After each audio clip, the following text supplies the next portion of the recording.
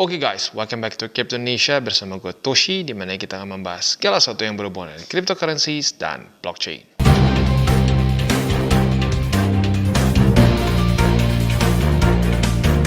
Oke, jadi pada hari ini guys, kita akan kembali update mengenai on-chain analysis. Tetapi pada hari ini on-chain kita sedikit berbeda ya.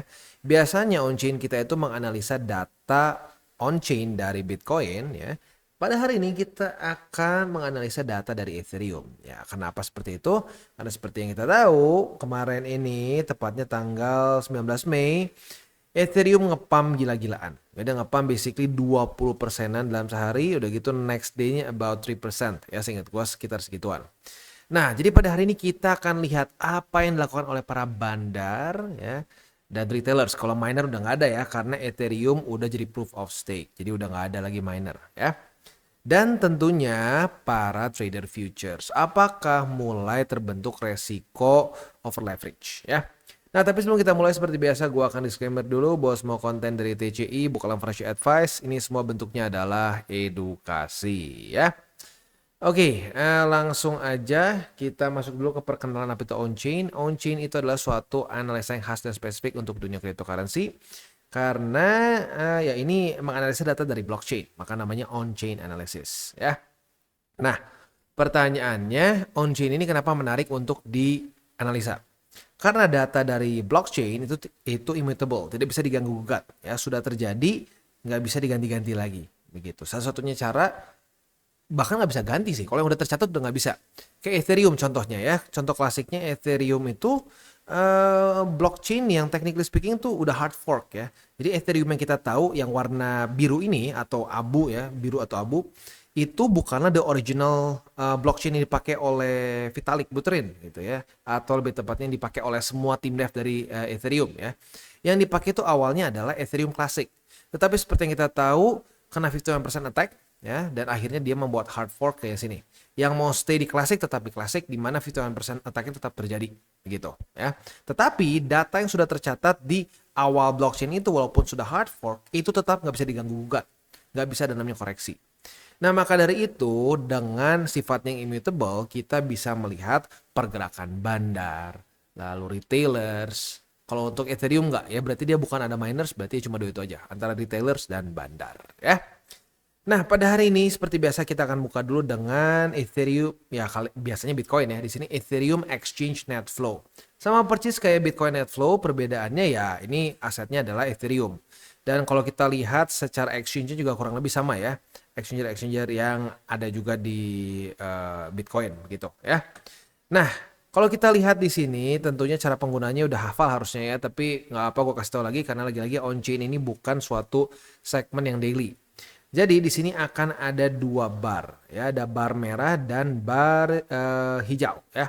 Kalau kita ambil contoh bar merah di sini. Bar merah ini biasanya korelasinya dengan akumulasi. Ya, apalagi kalau barnya semakin besar, ini menunjukkan outflow yang besar. Outflow itu artinya Ethereum ditarik dari exchanger yang ada di sini semua nih, ya. Yang ada di sini semua dipindahkan ke tempat lain. Nah, ini adalah exchanger terbesar di dunia. Jadi kalau sampai outflow, artinya ini ditarik antara ke hot wallet atau ke cold wallet. Kemungkinannya antara dua itu. Atau bisa juga kalau mau ngomong ya maybe ke DEX juga walaupun itu sebenarnya masuknya ke hot wallet begitu ya. Tetapi intinya outflow besar itu menunjukkan possible buying yaitu ya momentum bullish berarti ya.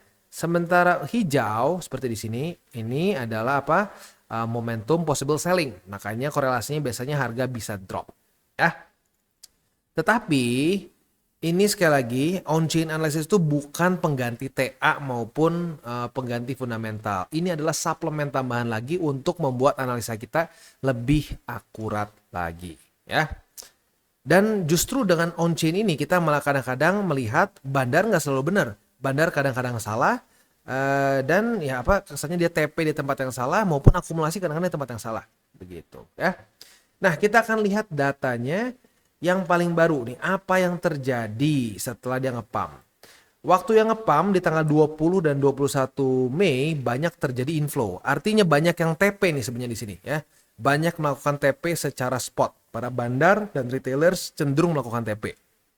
Tetapi Setelah dia bertahan di tanggal 22, 23 dan 24, kita bisa lihat di sini malah terjadi outflow besar-besaran. Jadi secara spotnya para bandar sepertinya awalnya takut bahwa ini akan terjadi dump. Dia terus melakukan inflow. Inflow kemungkinan besar adalah possible selling ya. Tetapi harga cenderung bertahan di sini, mereka akumulasi lagi sepertinya ya.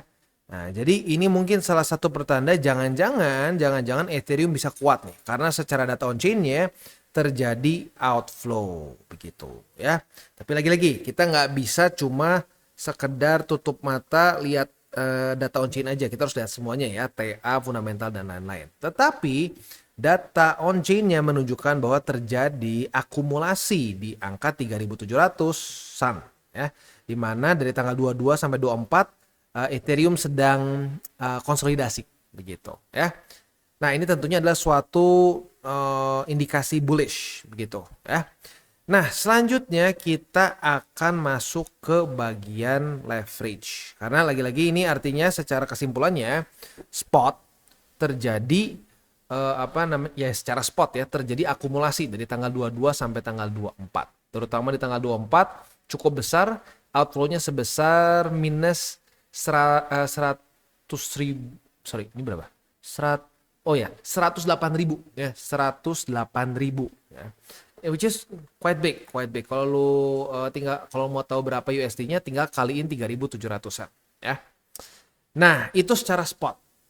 Tetapi secara futures apakah ada resiko yang mulai terbentuk? Nah, sebelum kita masuk ke estimated leverage ratio, kita akan dengar dulu pesan-pesan dari sponsor kita pada hari ini. Oke, today's video is brought to you by Bitget, di mana TCI sedang ada campaign khusus ya. Jadi bagi elu yang menggunakan link referral kita di bawah bisa mengikuti campaign ini ya. Deposit 100 USDT bisa dapatkan maksimum 50 USDT. Bagaimana cara ikutannya? Kita langsung bahas aja. Yang pertama, ini tugas yang paling gampang. Elu daftar dengan link referral kita di bawah dan lakukan deposit bersih lebih dari 100 USDT dan lu pertahankan minimal 2 hari, lu akan langsung mendapatkan 20 USDT. Ini yang paling gampang menurut gua dan semua orang bisa lah ya. Ya kalau memang lu pengen akumulasi juga ya mendingan sekalian aja kayak gini ya, karena dimana lagi lu bisa cuma depo 100 USDT langsung dapat cashback 20% basically ya, $20. Next, kalau lu memang mau akumulasi 500 USDT harusnya ya normal lah kalau melakukan akumulasi seperti itu ya. Nah, maka dari itu kalau lu volumenya lebih dari 500 USDT, lu akan mendapatkan lagi cashback sebesar $5. Kalau $1.000 ya untuk si volumenya bisa mendapatkan $10 dan lebih dari $10.000 akan bisa mendapatkan lagi cashback $15. Jadi yang 3 ini paling cocok buat orang-orang yang memang ingin melakukan akumulasi. Dan untuk yang deposit bersih ini semua orang bisa lakukan karena very easy, tinggal menggunakan link referral kita di bawah, deposit lebih dari 100 USDT, tahan 2 hari aja ya, langsung bisa cashback $20. As easy as that ya. Sekali lagi ini adalah event eksklusif Bitget dengan TCI, jadi kalau nggak pakai link di bawah berarti nggak bisa ya. Jadi silakan mulai trade di Bitget. Oke, nah sekarang kita akan masuk ke Ethereum Estimated Leverage Ratio dengan data all exchange ya. Ini apaan bang? Simpelnya ini garis warna ungu semakin tinggi artinya semakin besar leverage yang ada di market. Begitu. Jadi kalau lu misalkan lu buka posisi futures nih ya. Nah lu salah satu penyumbang dari data ini. Begitu ya. Tadi sebelum kita masuk ke sini ya, spotnya menunjukkan bahwa para bandar melakukan possible buying di sini atau akumulasi ya. Apakah data futuresnya klop atau enggak ya? Kita langsung lihat aja. Untuk posisi futuresnya bukan posisi futures, tapi untuk estimated leverage ratio-nya kita bisa lihat bahwa peningkatan dari Ethereum terutama di tanggal 19 Mei sampai ke 20 ini disponsori oleh ya leverage ya. Kita bisa lihat di sini meningkat dengan tajam ya, signifikan peningkatannya. Artinya peningkatan dari tanggal 19 ke 20 ini terjadi karena lebih ke posisi long yang banyak ya, karena kalau spotnya kita bisa lihat di sini pada faktanya dari tanggal 18-19 ya itu tidak terjadi outflow, malah tanggal 20-nya terjadi inflow di sini ya, artinya malah terjadi possible take profit ya, possible taking profits oleh para retailers dan bandar begitu. Jadi peningkatan kemarin sampai ke angka 3.700 PAM 20 hari itu karena posisi long ya. Nah, sekarang posisi long ini masih banyak kalau gua lihat ya. dan ada resiko baru. Secara posisi futuresnya ini ada resiko long squeeze. Ya. Tahu dari mana bang bisa terjadi long squeeze? Ya kita ambil contoh gini deh. Kalau lo mau lihat, ada kemungkinan bisa terjadi seperti ini. Ya, jadi long squeeze ini terjadi apabila ada posisi long yang overconfident. Gitu. Mereka yakin banget bahwa ini masih bullish nih misalnya. Ini masih bullish, posisi long gua akan tambah profit lagi. Ternyata tidak seperti itu dan market turun. Ini menyebabkan estimated leverage ratio drop bersama dengan harga. Ini artinya apa? Posisi long di sini pada bangkrut sehingga leverage juga turun karena posisi mereka ketutup. Begitu ya. Nah, kali ini seperti yang kita bisa lihat tadi juga, estimated leverage ratio meningkat, harga juga meningkat dengan tajam. Nah, selanjutnya ada bukti lain nggak bang? Bukti lainnya adalah ini, data likuidasi hari ini. Data likuidasi 24 jam terakhir menunjukkan 133 juta US dollars itu terlikuidasi dari posisi long, di mana posisi long di Ethereum. Ya, kebayang ya, ini 24 jam terakhir nih ya. Totalnya 341 juta US dollars, sepertiganya bahkan lebih. Ini kan 133 nih. Kalau dibikin pasnya banget mungkin sepertiga lebih adalah posisi long di Ethereum yang kena liquid. Padahal habis ngepump. Ya itu artinya menunjukkan bahwa masih banyak posisi long di sini yang over leverage. Gitu. Karena turun cuma dikit aja kena liquid. Gitu. Nah ini lagi-lagi satu resiko yang kita bisa lihat dari campuran berbagai macam data dari on-chain, TA, fundamental, dan juga ya ini data likuidasi begitu ya. Tapi jangan sampai salah tafsir. Ini bukan berarti gue ngomong pasti terjadi long squeeze atau akan terjadi dump, bukan. Tetapi ada resiko yang besar di sini ya. Mungkin nggak bang? Ini para bandar kan pada akumulasi nih. Jangan-jangan bisa ketahan harganya. Bisa aja, bisa aja. Nah tetapi permasalahannya kita nggak bisa ngitung purchase, ya kita nggak bisa ngitung purchase.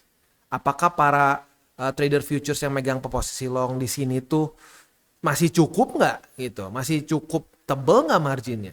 Karena pada faktanya dari peaknya di 3.789 sampai ke harga ya kurang lebih 3.700, tadi kan sempat 3.600-an ya, itu sudah terjadi likuidasi sebesar 133 juta. Ini bukan cut loss ya, ini likuidasi.